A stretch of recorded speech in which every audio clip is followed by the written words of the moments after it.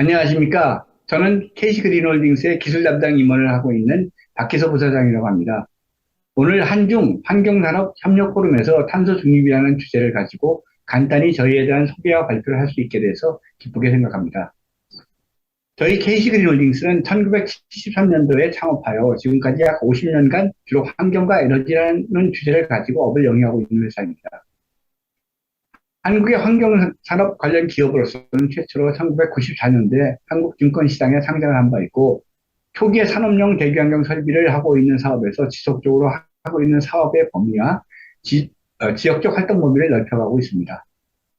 저희가 하고 있는 사업 분야는 크게 네 가지 분야입니다. 산업용 대기환경 설비 엔지니어링 및 설비 공급을 주로 하고 있는 사업군, 폐기물 관리와 처리를 주로 하고 있는 사업군, 친환경 제조와 생산을 하고 있는 사업군, 그리고 신재생 에너지 관련 사업군으로 구성이 되어 있습니다. 오늘 탄소 중립과 관련하여 제가 설명드리고자 하는 부분은 산업용 대기환경 설비 엔지니어링과 설비를 주요 사업으로 하고 있는 KC 코트렐이라는 자회사에서 추진해왔던 이산화탄소 저감과 활용과 관련됐던 내용을 설명드리고 공유드리고자 합니다. KC 코트렐은 2009년도에 KC 그린홀딩스에서 인적 분할로 설립된 회사로 역시 한국증권거래소에 상장된 기업입니다. 발전소, 제철소, 시멘트 공장, 정유공장과 같은 주요 기간 산업 설비의 집진 설비, 가스 처리 설비와 같은 대기환경 설비를 설계하고 제작하여 공급하는 일을 주된 사업을 하고 있는 기업입니다. 이러한 주요 산업 설비들은 화석 연료에 대한 의존도가 매우 높은 분야이고, 그간에 주로 먼지 저감과 아황산가스, 질소산화물 혹은 VOC와 같은 유해가스의 저감이 반드시 필요한 분야이어서 이와 같은 대기공해 문제에 대한 기술적인 해결책을 제시하고 설비를 공급해 왔습니다. 이 분야에서 KC고텔 사업군은 한국에서뿐만이 아니라 미국, 영국, 중국을 위시하여 베트남, 대만과 같은 동남아 국가, 그리고 그 외에 많은 전 세계 국가들을 대상으로 입증되고 확인된 기술과 경험을 바탕으로 개별 산업용 대기환경 문제의 해결을 위한 사업을 진행했습니다. 현재까지 7,000기 이상의 누적된 실적이 얘기해 준 것 같이 전 세계에 상당한 설비를 공급해 왔습니다. 최근에는 대만의 주요 석탄 발전소에 대기 공유 방지 설비 공급 계약을 체결하여 진행 중에 있고, 필리핀의 해수 타랑 설비 공급 계약을 하였고, 인도에도 습식 타랑 설비 계약을 하는 등 산업용 대기환경 설비 분야에서 증명된 기술력을 바탕으로 다양한 해외 고객들과도 일을 하고 있습니다. 한국에서의 국가 단위 이산화탄소 저감 분야에 대한 관심은 국제사회에 대한 정부의 기후위기 대응 측면에서 시작되었지만, 저희 회사는 주로 고객 중 하나인 석탄화력 발전소의 이산화탄소 저감 필요성에 따른 선행적 기술 개발 요구를 충족하기 위한 인식에서 시작되었습니다. 따라서 초기에는 이에 대한 공동 연구 형태로 진행되어 왔습니다. 2000년도 이전에 한국에서는 국가연구소 주도로 다양한 이산화탄소 기초연구가 진행되었고, 이러한 기초기술 중에 하나가 건식 이산화탄소 저감 기술이 있습니다. 이를 실제 석탄화력 발전소에 적용해가는 단계인 0.5메가급 파일럿 설비, 설계, 설비 엔지니어링 및 공급에 참여하게 되면서 저희도 본격적으로 이산화탄소 분야에 관심을 가지게 되었고, 이를 통해서 2009년도에 관련 설비 설치를 완료하고 2011년에 1000시간 연속 운전까지 마친 바 있습니다.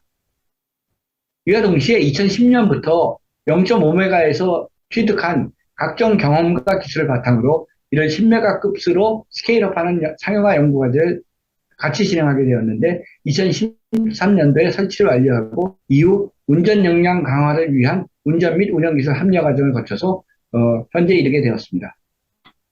두 번째 분야는 국내 대학에서 기초연구가 진행되어 개발된 유기물질을 이용한 이산화탄소 흡착 기술 분야입니다. 이 물질은 HAM, 하이드록실레이트 아비디라는 물질인데, 주로 낮은 온도인 25도C 정도의 온도에서 이산화탄소 흡착이 이루어지고 50에서 60도 정도에서 이산화탄소 탈착이 가능하여 일반 산업용으로 사용하기는 어렵다고 판단하였지만 다양한 적용이 가능할 것이라고 판단하여 2011년도에 관련 라이선스를 취득하여 실제 적용을 위한 파일럿 연구를 진행하였습니다. 이 기술은 주로 낮은 이산화탄소 농도 하에서 충분히 적용이 가능할 것으로 판단하였고, 염두에 두고 있었던 분야는 실내 공기질 여건이나 아니면 밀폐 기밀하에 군수 목적 등에 적용이 가능할 것으로 판단하여 추진해 왔습니다. 세 번째 분야는 순산소 연소와 연관이 있는 기술 분야입니다. 화석 원료를 순산소 연소를 하게 되면 비교적 용이하게 이산화탄소를 분리할 수 있기 때문에 이산화탄소 저감 기술의 범주에 들어가는 기술입니다. 순산소 연소는 질소를 분리한 산소만을 공급하여 화석 연료를 연소하는 방식이지만 기존에 많이 축적되어 있는 전통적인 연소 방식과는 좀 다르다는 측면에서 기술적으로 극복해야 될 부분들이 있습니다. 이와 같이 순산소 연소 기술을 확보하는 데 필요한 기술의 하나가 공정 중의 연소가스에 대한 처리 기술인데 그간에 많이 개발되었고 적용해왔던 후처리 가스 처리 기술을 연소 공정 중에 적용하는 기술로 개량하는 작업을 국가연구소의 연구과제로 0.7메가급 상용화 설비에 적용하면서 진행하게 되었습니다. 마지막으로 포집된 이산화탄소의 가치를 높이기 위한 활용 기술과 관련하여서도 2011년부터 2013년까지 진행한 바 있습니다. 포집된 이산화탄소를 원료로 하여 화학적으로 가치가 있고 제품의 상업적 가치가 높은 계미산으로 전기학적 방식에 의해서 경제적으로 생산하기 위한 부문에 참여하게 되었습니다. 이러한 분야는 국내 발전회사의 연구비 지원을 바탕으로 공동연구 형태로 기술개발이 진행되었는데 국내 대학교와 연합하여 경제성 부문과 기술적 진전이라는 측면에서 의미 있는 소개 성과를 내었습니다. 다만 이를 상업적 수준으로 진행하기에는 아직 미진한 단계라고 생각합니다. 이와 같이 일반 사기업으로서 미래에 필요한 다양한 이산화탄소 저감 및 활용과 관련됐던 기술 개발을 2010년경부터 시작해서 2015년까지 많은 자원을 동원하여 도전적으로 진행하여 왔습니다. 이에는 정부가 제시했던 기후환경 관련 수요기술 로드맵에 선행적으로 적극 동참해야 한다는 의무감과 함께 해당 분야에서 뒤처지게 되는 경우에 기업으로서의 지속 가능성에 크게 훼손이 있을 것 같아서 신기술 개발과 적용에는 상당한 시간과 투자가 필요한 만큼 선제적인 노력이 필수적이라고 판단하였던 배경이 있습니다. 그러나 2015년 이후에 이산화탄소 저감과 활용은 대부분이 국가별로 구체적으로 진행이 되지 않고 선언적 상태로 시간이 흘러왔습니다. 그런 과정에서 코로나 사태를 맞게 되고 따라서 이 분야는 정책의 우선순위로 밀리게 되었습니다. 최근에 전 세계적으로 발생되고 있는 기후환경의 급작스러운 변화는 많은 국가들의 주목을 받게 되었습니다. 더구나 유럽에서의 우크라이나 전쟁 사태는 에너지 분야에서 에너지원의 다양화와 같은 분야까지 감안한 대응 전략을 요구하게 되었습니다. 그런 측면에서 이산화탄소 저감 기술이 다시 주목을 받기 시작하는 것이라고 생각이 듭니다. 현재 전 세계에는 그간 개발되고 축적된 산업용 이산화탄소 저감 기술의 종류만도 20에서 30여 개가 된다고 보고 있습니다. 어떤 하나의 기술이 모든 분야에 적용되기는 힘들 것으로 봅니다. 그런 측면에서 이산화탄소 저감과 관련하여서도 어떠한 산업 분야에서 얼마만큼의 경험과 지식을 축적해 왔는지는 중요한 일이 될 것입니다. 최근에 대한민국에서는 정부 단위에서 이러한 부분을 재주목하고 있습니다. 저희도 그런 측면에서 해당 기술의 사업화와 개선에 대해서 다시 고민하는 중입니다.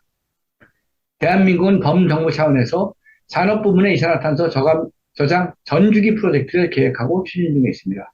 아마도 2022년 중에는 이러한 중규모의 CCS 사업이 본격적으로 개시될 것이라고 보고 있습니다. 물론 저희도 이산화탄소 저감 분야에서 참여를 희망하고 있고 그렇지만 이런 프로젝트는 팀을 효율적으로 구성하는 것이 중요하기 때문에 성공적으로 참여할 수 있을지는 아직 다 불투명하긴 합니다. 또 다른 관심을 가지고 있는 분야는 공해상을 운행하고 있는 선박의 이산화탄소 저감으로 관련된 부분입니다.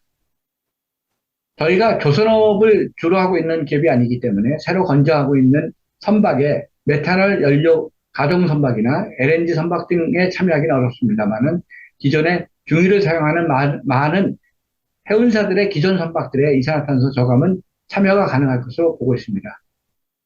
이러한 부분은 국제 규범과 정책의 변화에 따라서 전 세계적으로 참여가 기정사실화되어 있기 때문에 구체적으로 시장이 커지지 않을까 합니다. 한국과 중국은 매우 가까운 나라이고 빠른 시간에 산업화가 진행되어 왔다는 공통점이 있습니다.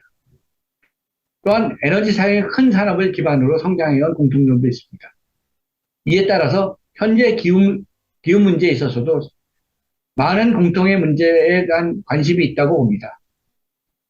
코로나로 쌍방의 교류가 어려운 시기이긴 하지만 1차적으로 양국 사이의 기술 개발과 협력 분야의 발굴에서부터 시작한다면 앞으로 기후위기 대응 속도를 높이고 전 세계적인 문제에 크게 기여할 수 있을 것으로 생각합니다. 이상으로 저의 발표를 마치겠습니다. 들어주셔서 감사합니다. 오늘의 이러한 토론과 교류의 장이 앞으로 기후위기의 돌파에 도움이 될 수 있기를 희망합니다. 감사합니다.